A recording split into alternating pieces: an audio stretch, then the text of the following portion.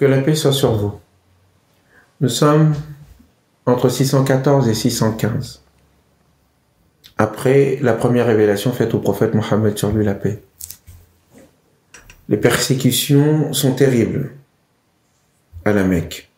Le prophète, sur lui la paix, tente de trouver une solution. Nous l'avons dit, l'attitude du prophète, sur lui la paix, est toujours, sur le plan stratégique, la prise d'initiative, de ne jamais se laisser enfermer par la stratégie, le choix des uns et des autres, ses adversaires. Jamais. Il est celui qui force l'adversaire à prendre position et à l'amener, à le faire venir là où lui le veut. Il prend une initiative extraordinaire pour l'époque et pour la mentalité des gens de la Mecque et de la société arabe de façon générale. Il décide d'envoyer une mission diplomatique vers un pays étranger. Il s'agit du royaume ou de l'empire d'Aksum, que l'on appelle Éthiopie. Il faut prendre le temps de comprendre ce qu'est le royaume d'Aksum et de saisir donc l'importance de ce choix du prophète alayhi salatu wassalam, qui était tout à fait conscient de ce qu'il faisait. Le royaume d'Aksum est issu de l'ancien royaume d'Amout. Au 1er siècle avant Jésus-Christ, c'est un important marché pour l'ivoire qui est exporté dans l'ensemble du monde de l'époque connue.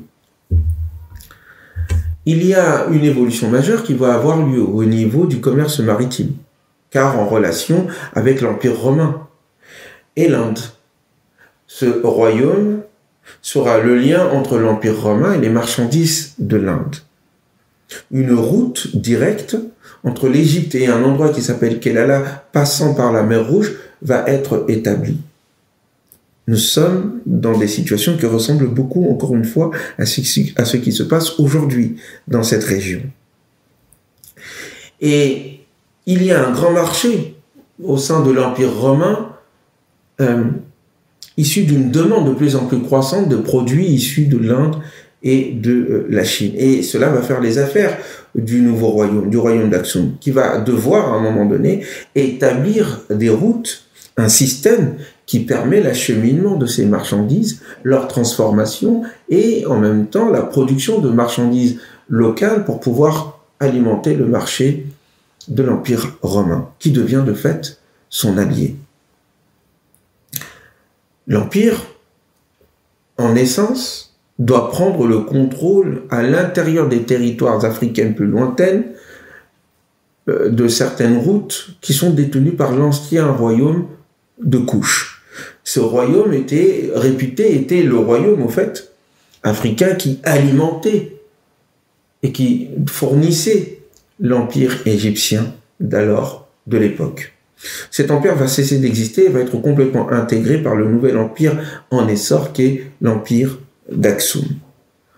Donc au IIIe siècle, cette expansion continue et l'empire africain d'Aksum prend le contrôle de la ville de Tiana en Arabie du Sud. Et dans la suite, c'est-à-dire vers 325, 324, 326, eh bien, le royaume devient officiellement chrétien. Et ils choisissent la religion ou le madhab, la doctrine dite monophysite, c'est-à-dire ceux qui croient en l'unité de la nature de Jésus, qui n'a pas à être divisé entre sa partie divine et sa partie humaine. Il est divin en tout. Et donc, ils choisissent cette religion et cette vision des choses. Toujours dans cette période, ils sont en relation avec les grands royaumes et les grands empires de l'époque, avec la Chine, avec l'Inde, avec la Perse, avec l'Empire romain, avec le Ceylan.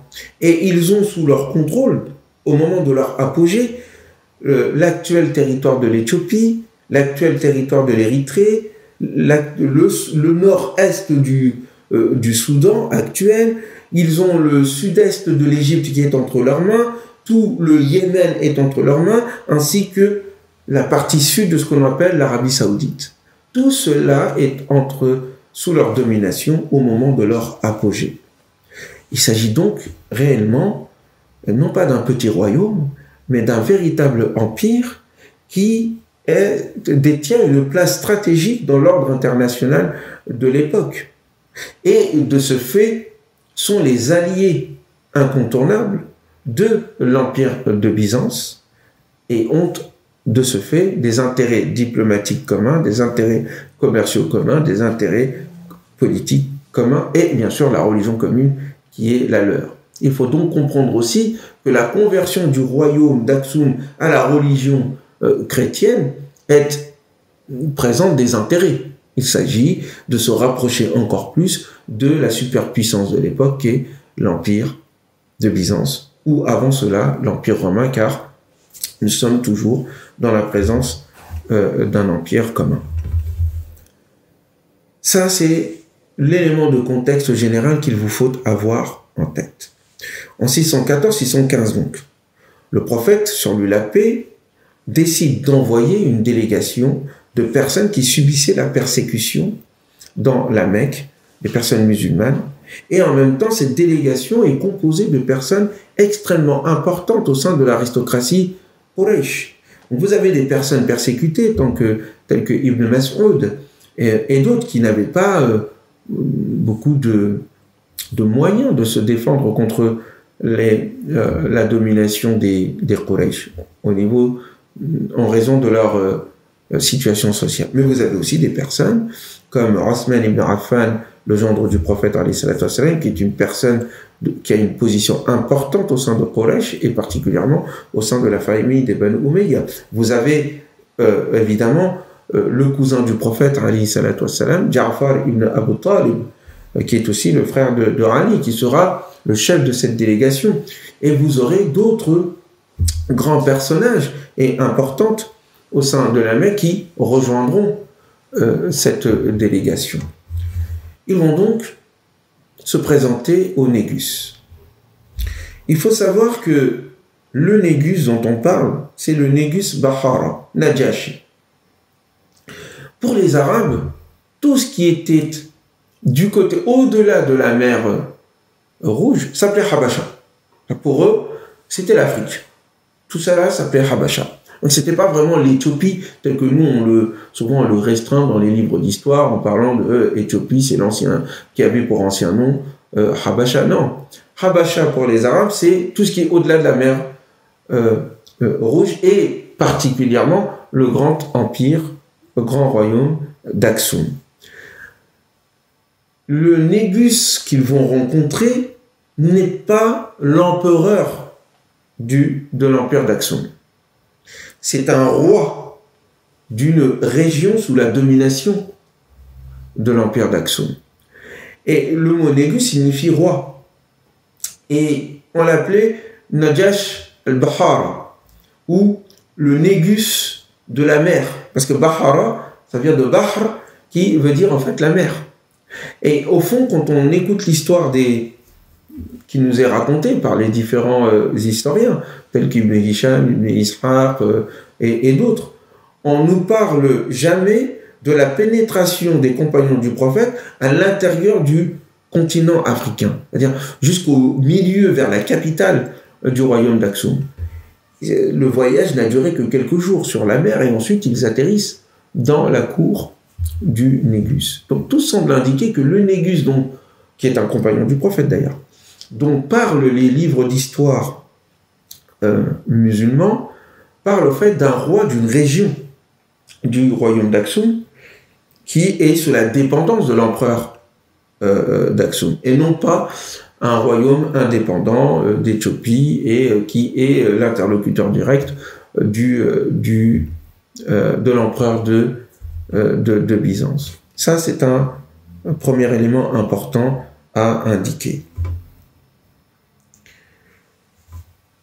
Et ce roi, Najashi, était en relation avec les Mécois par rapport aux échanges de marchandises. Rappelez-vous, les Mécois ont déployé, avec d'autres villes bien sûr, mais déployé à peu près 5 grandes routes commerciales, dont la relation commerciale avec l'Éthiopie. Donc ils se connaissent.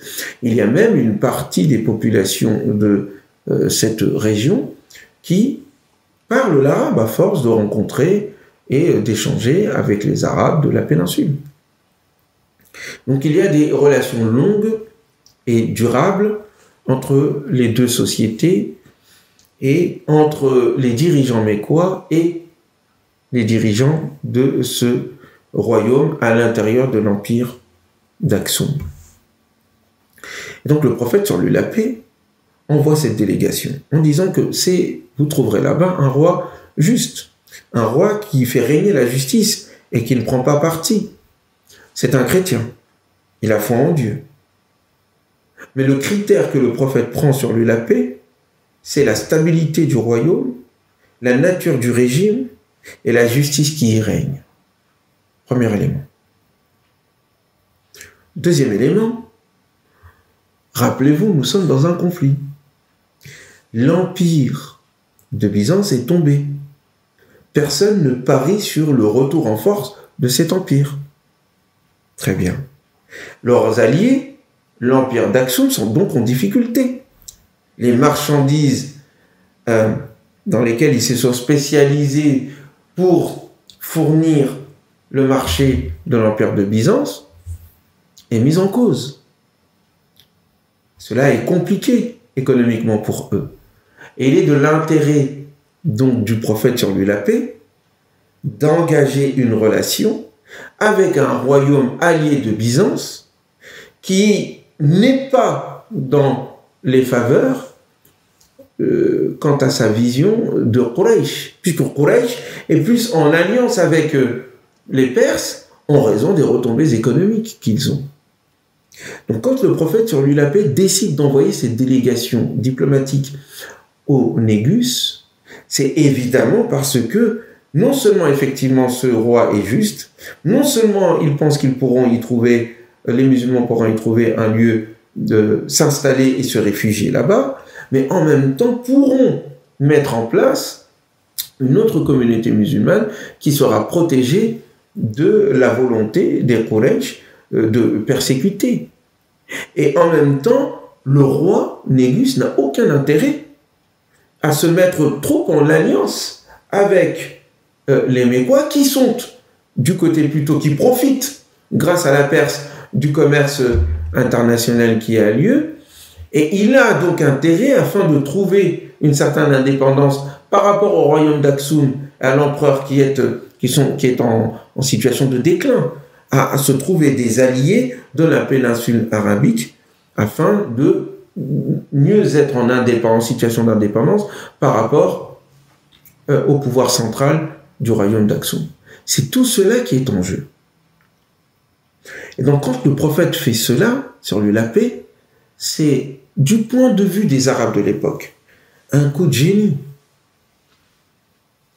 Parce que personne n'aurait pu imaginer une telle stratégie. Il ne faisait pas partie de l'attitude et de la tradition des Arabes d'aller se réfugier vers d'autres tribus, alors à plus forte raison chez d'autres personnes qui ne partagent même pas la même religion que vous, et en plus forte raison des personnes qui sont à l'étranger, qui sont l'étranger, complètement vis-à-vis d'eux. Cette audace de la part du prophète, sur lui la paix, cette initiative extraordinaire pour la mentalité de l'époque, va déstabiliser Quraysh. Un ambassadeur sera envoyé. C'est Amr ibn al-As, un jeune Quraysh d'une trentaine d'années, diplomate, intelligent, fin stratège surtout. Il marquera l'histoire de son empreinte un peu plus tard dans l'histoire de la civilisation musulmane. Et c'est un ami du Négus. Il est donc envoyé de la part des Quraysh pour négocier le retour de ces jeunes écervelés qui ont quitté la religion de leur père, la religion de leurs ancêtres, et sèment le trouble au sein de la société mécoise. Amr ibn al-As est envoyé. Il parle à son ami le Négus, il lui rapporte des marchandises et des fruits que le Négus aime. Et lui dit, qu'est-ce qui t'amène? Qu'est-ce qui t'amène ici? Eh bien, je veux récupérer ces gens-là. Ce sont les nôtres. Ils ont quitté, ils sont sortis des lois de nos traditions et de leur père, et il s'agit pour nous de les prendre. D'autant qu'ils risquent de semer le trouble chez toi. Fais attention. Le Négus est juste. Vous connaissez l'histoire. Il fait parler les musulmans. Qu'en est-il de ce que vous dites? le propos est limpide. Nous fuyons la persécution. Nous avons un prophète, un messager de Dieu qui a été envoyé parmi nous. Il fait partie des meilleurs parmi nous. Il est honnête et nous croyons en lui. Sa révélation nous demande d'abandonner les turpitudes dans lesquelles nous nous trouvions auparavant. Nous tuons nos enfants, nous maltraitons nos femmes, nous maltraitons les pauvres. Nous adorons des idoles qui n'ont ni queue ni tête et qui sont le fruit de nos imaginations. Il nous ordonne l'honnêteté, le bien, le fait de ne pas voler, le fait de ne pas trahir, d'avoir toujours le sens de la vérité, de l'honnêteté. Et le Négus entend ses propos. Il est chrétien, il est lui-même touché par ces mêmes valeurs morales prônées auparavant par Jésus et reprises par le prophète Mohammed, sur lui la paix, sa révélation. Et le Négus dit, il n'y a pas de problème ici. C'est très beau ce que vous dites. Je suis tout à fait d'accord. Le fin stratège, Amr ibn al-As, sème le trouble. Mais tu n'as qu'à leur demander ce qu'ils disent à propos de ton Dieu Jésus. Qu'est-ce qu'ils disent? Ils disent des choses terribles sur lui. Ils sont contre votre mode de vie. Ils veulent trahir votre république. Ils veulent faire en sorte de vous sortir de vos modes de vie. Ils ne vont pas s'intégrer dans votre religion. Et le Négus de les faire parler. Je veux entendre ce que vous avez à dire sur Jésus. Et Ja'far ibn Abu Talib récite les passages de la sourate Maryam qui avait déjà été révélée. Il entend le propos de Ja'far, la récitation du Coran, la traduction lui est faite. Des larmes coulent. Il est touché par le propos. Cela vient correspondre à ce qu'il a au fond de lui, dans son cœur de croyance. Il semblerait qu'il ne partageait pas la vision dite monophysite du christianisme officiel de son époque. Il y avait beaucoup de chrétiens qui étaient éparpillés, qui n'avaient pas accepté l'idée de Trinité ou l'idée du caractère divin de Jésus. Il semblerait que Négus Najashi ici soit de cela, soit porteur de la religion ou de la doctrine arianiste qui prônait l'unicité de Dieu et la séparation de Jésus et de Dieu subhanahu wa ta'ala. En tous les cas, il a été touché par le propos qu'il a entendu dans la récitation du Coran. Et il décide de les garder en indiquant que ce qui a été dit dans cette sourate et ce que Jésus nous a enseigné, il n'y a aucune différence. Et donc il renvoie Amr, promet de protéger les musulmans qui vont perdurer là-bas bien au-delà, jusqu'après même les gires vers Médine. Ce qui indique clairement qu'il ne s'agit pas seulement de la part du prophète sur lui la paix alayhi salatu wassalam, et de la part des compagnons de juste chercher un refuge pour se protéger, puisqu'ils sont restés après même que Médine ait été trouvée et que donc il y avait un lieu de protection pour les musulmans. Non, le Négus, le royaume d'Aksum, cette partie que l'on appelle l'Érythrée, parce qu'ils étaient plutôt vers l'Érythrée en réalité, qui accueillir les musulmans a permis à ce que l'islam se propage sur place et que de plus en plus de personnes africaines adhèrent à l'islam. Au moment du retour d'ailleurs des musulmans d'Éthiopie ou de l'Érythrée ou d'Aksum vers Médine, une délégation d'Africains rejoindront les compagnons et habiteront à Médine auprès du prophète sur lui la paix. Donc, vous avez une attitude de la part du prophète extrêmement intelligente qui refuse de s'enfermer dans la Mecque, qui refuse de s'enfermer dans le cadre géographique, qui a conscience du caractère universel de son message et caractère universel de son message qui l'oblige à prendre en considération ce qui se passe dans le monde, à prendre en considération les rapports de force et à choisir en conséquence la stratégie. Sortir de la Mecque, sortir même de la péninsule arabique et propager la nouvelle religion, le nouveau message au-delà vers les terres africaines qui seront en fait après la Mecque la deuxième terre qui accueillera l'islam. Il est important de souligner cela. Cela n'est pas assez pris en considération dans l'importance de l'Afrique, dans le soutien, et des Africains, dans le soutien de l'islam. Nous nous arrêtons ici. Une suite aura lieu forcément. Nous allons voir ce que les Quraysh vont faire. Une décision terrible va être prise. Attendons de voir de quoi il en est.